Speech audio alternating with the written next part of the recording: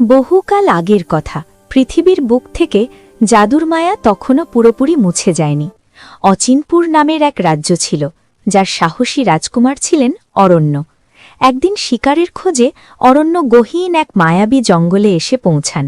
সেই জঙ্গলে দিনের আলোতেও কেমন যেন এক রহস্যময় নীল কুয়াশা খেলা করত। হঠাৎ রাজকুমারের কানে আসে এক অদ্ভুত শব্দ। তিনি ঘোড়া ছুটিয়ে এক বিশাল জলপ্রপাতের কাছে গিয়ে দেখেন এক মায়াবী সোনালি রঙের সাপকে একটি বিশাল কালো ঈগল ছো মেরে তুলে নেবার চেষ্টা করছে। রাজকুমার অরণ্য কালবিলম্ব না করে তার তীর ধনুক দিয়ে ঈগলটিকে তাড়িয়ে দিয়ে সাপটির প্রাণ বাঁচান।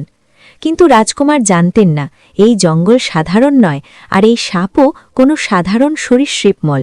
অরণ্যের চোখের সামনেই এক জাদুকরী আলোয় সাপটির শরীর ঢেকে যায়। আলো কমতেই রাজকুমার অবাক বিস্ময়ে দেখেন সাপের জায়গায় মাটিতে লুটিয়ে আছে এক অপূর্ব রূপবতী নারী। তার পরনে সাপের আঁশের মতো চকচকে পোশাক আর মাথায় অর্ধচন্দ্রের মুকুট। এই নারী আর কেউ নয়, সে ছিল পাতালপুরীর অভিশপ্ত নাগকুমারী চন্দ্রাবতী। এক রাক্ষসের অভিশাপে সে দিনে সাপ আর রাতে মানুষ হয়ে থাকত। রাজকুমার অরণ্য সেই মায়াবী রূপ দেখে মুগ্ধ হয়ে যান। চন্দ্রাবতী অরণ্যকে জানায় যে পাতালপুরীর নিয়ম অনুযায়ী যে মানব নাগকুমারীর প্রাণ বাঁচায় সে তার স্বামী হবার যোগ্যতা অর্জন করে। রাজকুমার অরণ্য সানন্দে চন্দ্রাবতীকে নিজের স্ত্রী হিসেবে গ্রহণ করতে চান, কিন্তু জাদুর দুনিয়ার সম্পর্কের কিছু কঠোর নিয়ম থাকে। চন্দ্রাবতী রাজকুমারকে জানায় তার জাদুর স্পর্শে অচিনপুর রাজ্য ধন সম্পদে ভরে উঠবে ঠিকই, কিন্তু এর বিনিময়ে তাকে একটি শর্ত মানতে হবে। মানব আর সাপের মিলনে বিশ্বাস হল সবচেয়ে বড় জাদু। তাই প্রতি অমাবস্যার রাতে চন্দ্রাবতী তার নিজের ঘরে একা থাকবে।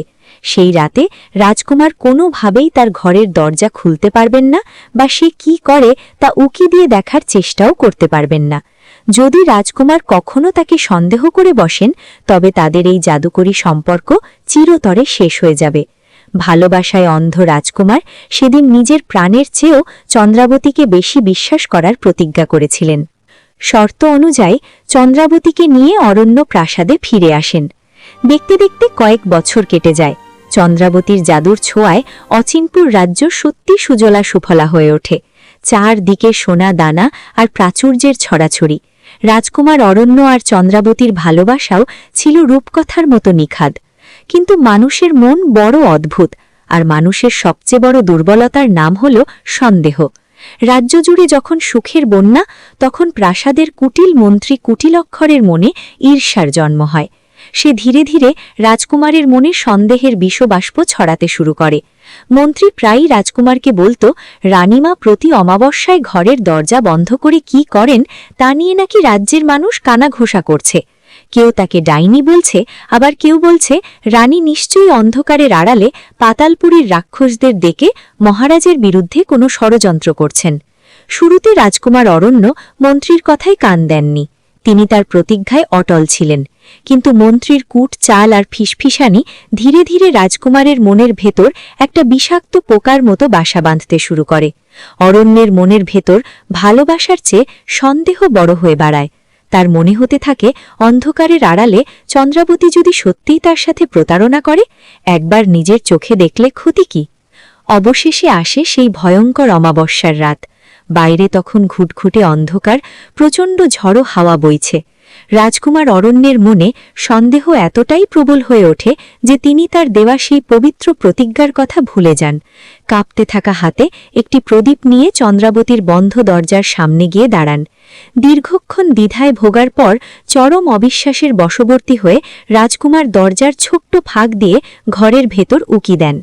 দরজার ওপাশে তিনি যা দেখলেন তার জন্য তিনি মোটেও প্রস্তুত ছিলেন না। ঘরের ভেতর কোনো রাক্ষস বা ডাইনি ছিল না।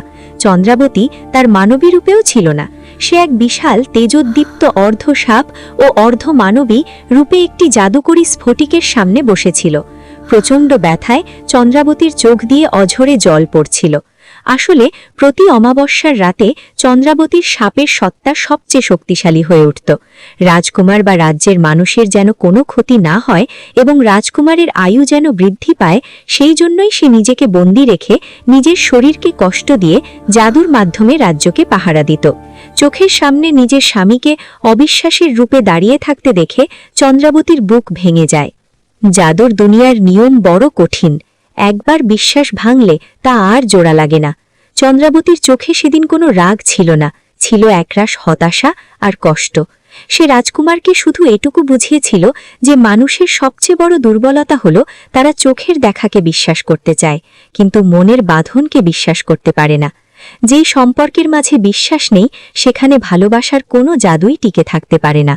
রাজকুমার অরণ্য মাটিতে হাঁটু গেড়ে বসে হাউ মাউ করে কাঁদতে থাকেন, বারবার ক্ষমা চান, কিন্তু ততক্ষণে অনেক দেরি হয়ে গেছে। চন্দ্রাবতীর সময় ফুরিয়ে আসে। রাজকুমারের চোখের সামনেই সে ধীরে ধীরে একটি সোনালি সাপে পরিণত হয় এবং ধোঁয়ার মতো বাতাসে মিলিয়ে যায়। আর চন্দ্রাবতীর বিদায়ের সাথে সাথে প্রাসাদের চারপাশের জাদুর জৌলুচ নিভে গিয়ে সব আগের মতো সাধারণ ও ধূসর হয়ে যায়। এরপর বহু বছর কেটে যায়। বৃদ্ধ বয়সের রাজকুমার অরণ্য জীবনের বাকিটা পথ সেই গহীন অরণ্যের জলপ্রপাতের কাছে একাকী বসে কাটিয়ে দিয়েছিলেন।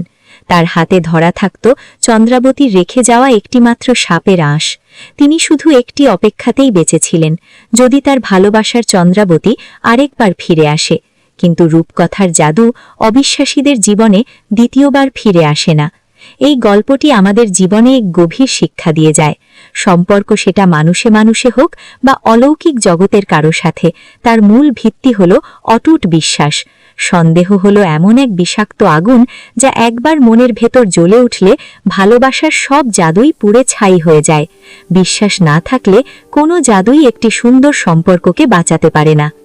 গল্পটা যদি তোমাদের ভালো লেগে থাকে তাহলে অবশ্যই লাইক দাও আর আমাদের চ্যানেলটি সাবস্ক্রাইব করে পাশে থেকো।